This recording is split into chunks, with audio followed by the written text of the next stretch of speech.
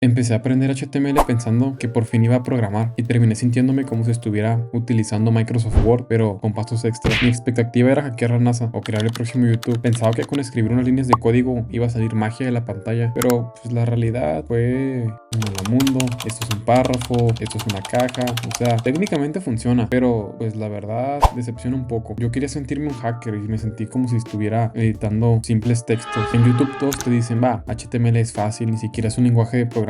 Pero cuando entras de verdad, te das cuenta de que no son 3 etiquetas, son cientos. Ves esa lista eterna y piensas, ¿de verdad necesito memorizar todo esto para hacer una página que parece hecha por un niño de 5 años? Ahí entendí que en HTML no se improvisa. Si escribes lo primero que se te ocurre, el navegador no te lo va a perdonar. Yo creía que mi código estaba bien y pues el resultado, vaya, gritaba que no. Y aquí surge la gran duda de todo novato. ¿Por qué no meto todo en un div y ya está? Al final, visualmente se ve igual, ¿no? Pues no, HTML tiene etiquetas para todo. Enlaces, audio, botones, pies de página, y no es por capricho. Entendí que HTML no está ahí para que la página se vea bonita. Eso es problema de CSS. HTML está para decir qué es cada cosa. Si metes todo en un div, es como guardar ropa, cubiertos y herramientas en cajas idénticas y marcar. El navegador se vuelve loco. HTML da las etiquetas que dicen, pues esto es un título, esto es un botón y esto es importante. Hubo un punto en donde dejé de escribir por escribir y empecé realmente a estructurar. Ya no era a ver si esto funciona, era esto es el encabezado, esto es el contenido principal, esto es el pie de página. En sí podemos ver HTML como una especie de Jenga. Si construyes todo con una sola pieza gigante, parece estable a simple vista, pero al primer cambio todo se derrumba. HTML es estructura, no es tanto lógica. No está hecho para impresionar a nadie, solo está hecho para ordenar el caos. HTML no hace nada por sí solo, pero pues obviamente sin HTML no existe nada. Es el cimiento, y cuando entendí esto por primera vez dije, ok,